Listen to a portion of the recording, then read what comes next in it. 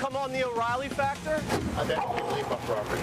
The factor confronts former Duke prosecutor Mike Nifong and some of the Duke professors who condemn the lacrosse players. I think this is inappropriate. Of course, this was a very, very troubling time. Michelle Malkin just back from Iraq.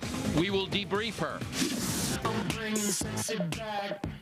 And some people say it's okay for young girls to go wild. Caution. You are about to enter the no-spin zone. The factor begins right now.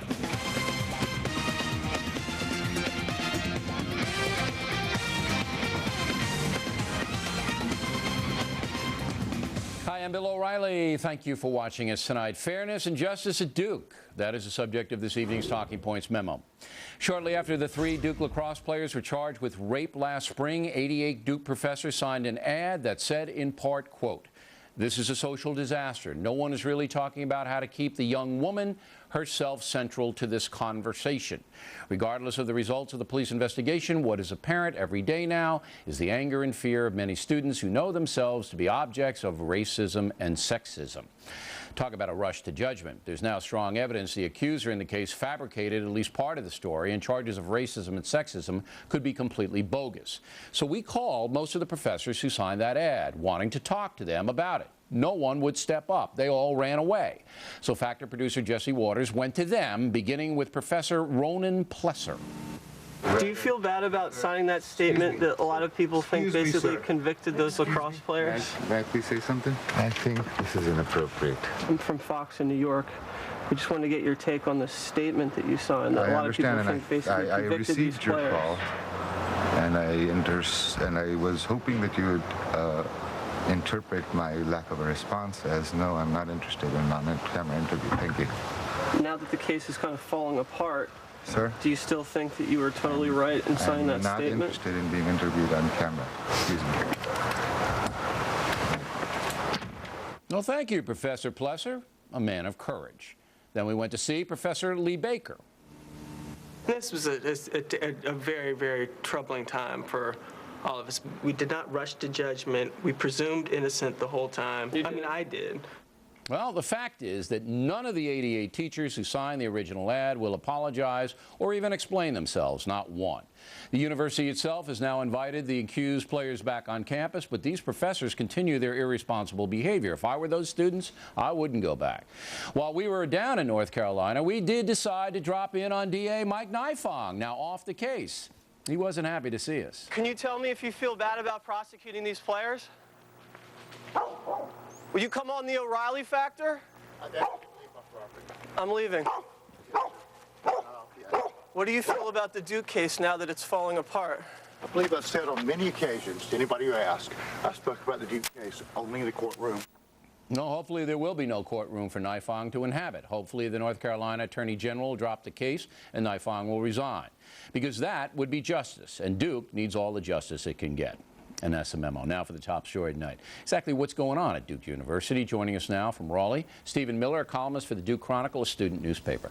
You have 88 professors, actually 87 of them. One didn't sign this, they put out another letter saying we're not going to apologize. And I'm just stunned. You know, not only will they apologize, but they run away. We even called professors who weren't on the list to try to get an idea of what was happening on campus. They won't talk. You, a student, pretty much the only person who'll talk to us. What's going on?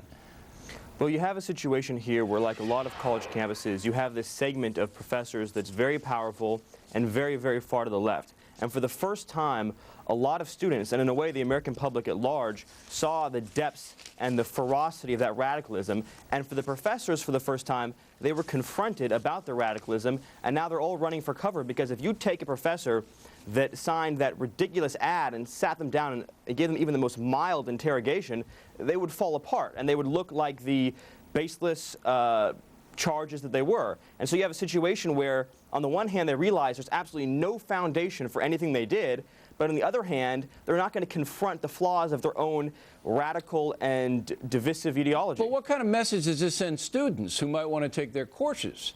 I mean, they're obviously, I think, irresponsible, these people, but everybody makes mistakes. They might have acted emotionally. All I have to do is say, you know, maybe it was a mistake. I'm sorry. I shouldn't have jumped off like that, and let's have a discussion about it. But they won't even do that. Well, that's the truly depressing thing about this, is you could have had a situation where they might have said, all right, look, we rushed to judgment, we thought something happened, it looks like absolutely nothing happened now, we made a mistake, we shouldn't have done it. But instead, they're standing by their original statement, which speaks to the fact that for them, this was never about what happened to this particular woman according to her testimony, nor was it ever about these players. It was always for them about their political agenda. And their political agenda has been from day one to make a big issue out of racism and gender and class warfare. If you look at the ad, 80% of the professors that signed it claim a specialty in either race, class, or gender. And they all clamored for wide, sweeping institutional reform that would give them more power and more initiatives and more money and all that sort of thing. But why aren't the other professors on campus, and maybe the chancellor, speaking out and giving some kind of balance? Because right now what you have is a Columbia University situation. Duke is now being portrayed, and it may well be true, as a radical left university with no voices of moderation on a faculty.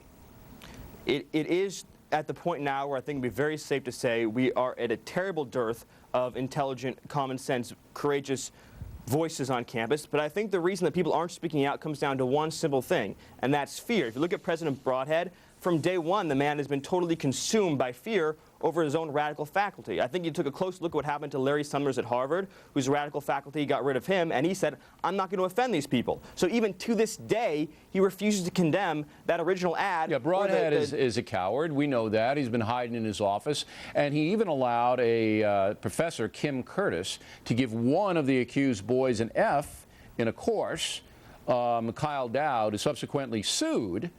And the grade was upgraded to a D. Now, Dowd charges that the F was given to him just because he was one of the boys involved. Is that the common belief? I have reviewed the text of the complaint, and I can say that it is an extremely valid complaint. The kid's mathematical grade was not an F, yet she gave him an F. Out of pure spite, she was one of the signatories of the ad. The family has spent thousands and thousands of dollars trying to correct their son's record. The university has refused to accommodate them. Now there are tons of kids in this Professor Curtis's class right now that are learning from this irresponsible radical, and the university is doing nothing. We have a situation in America right now where our campuses are overrun with these dangerous radicals, and everybody in the administration is terrified of them. And in this case, for once, finally, the public is kind of coming together against them, but still, nothing seems to be changing. And as a student, I can tell you, we are really, really mad. Well, are most students mad? Do you reflect most students there, you think? I have never seen before on a campus this much commonality between a conservative like myself and the left on campus. I can go up to someone that I would ordinarily argue about everything in life, and they are with me on this issue. It has unified the students in a way I've never seen before. You know what I'd like? And we just wonder, how can we fix this? You know what you and your paper should do? Get a petition. You get your own petition against these 88, and we'll see how many students sign it. And then we'll have you back. I'm going to do that. And we'll have you back. All right, Stephen, thanks very much. Next on the rundown, the latest on the terrible Sean Hornbeck kidnapping case.